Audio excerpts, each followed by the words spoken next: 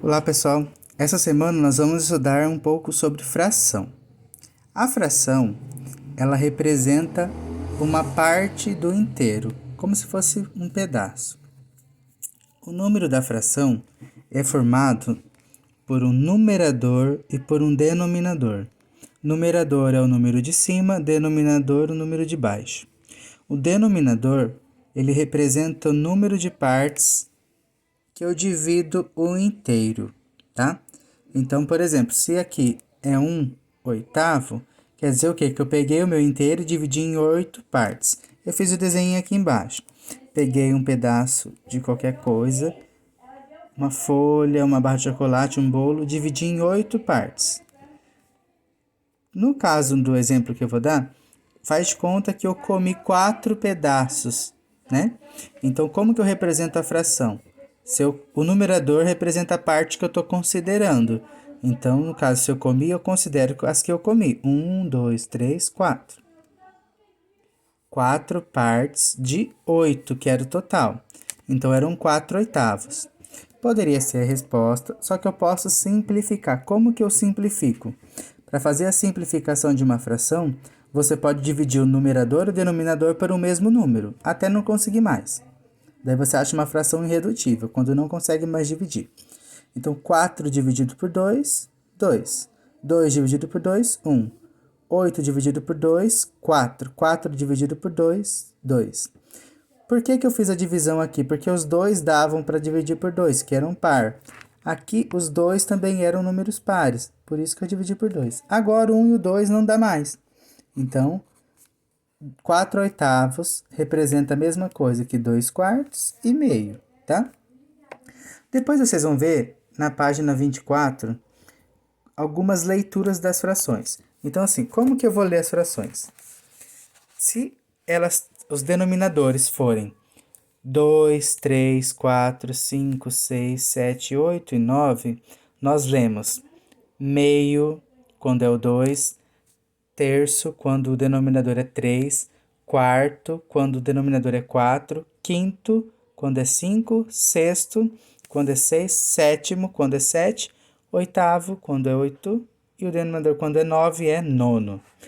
Então, por exemplo, aqui, o exemplo aqui, 1/5. Então, o numerador, você fala a leitura normal do número 1, como é 5, 1/5. Se fosse 2, você iria usar o plural, ia ser 2/5. Daí entra o S.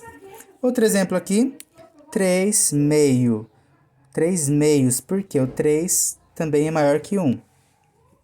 Daí, só a leitura mesmo, vocês podem ir treinando. Qualquer dúvida pode perguntar. Depois, tem os tipos de leitura quando o denominador é 10, 100 e 1000. Quando é 10 no denominador, nós lemos, por exemplo, aqui, 15 décimos, quando o denominador é 10. Se o denominador é 100, a gente lê centésimos. No caso aqui, deu um exemplo do milésimo. 3 milésimos, porque o denominador é 1000. Passando de 10, exceto o 10, o 100 e o 1000, nós lemos o número normal, numerador e denominador lê a leitura normal, só que acompanha a palavrinha avos. Por exemplo, 1/25 avos, tá? Porque passou de 10. O denominador. Aqui o denominador é 12, então eu leio normal, 20/12 avos, tá? Então, só para leitura mesmo, para vocês acompanharem. Pessoal, na página 25 tem algumas atividades.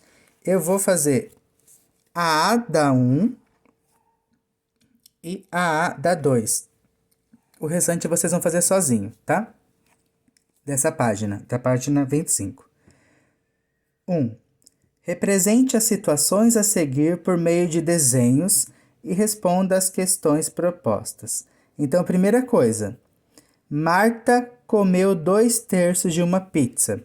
Então, 2/3. Vou escrever aqui. 2/3. Ela comeu 2/3.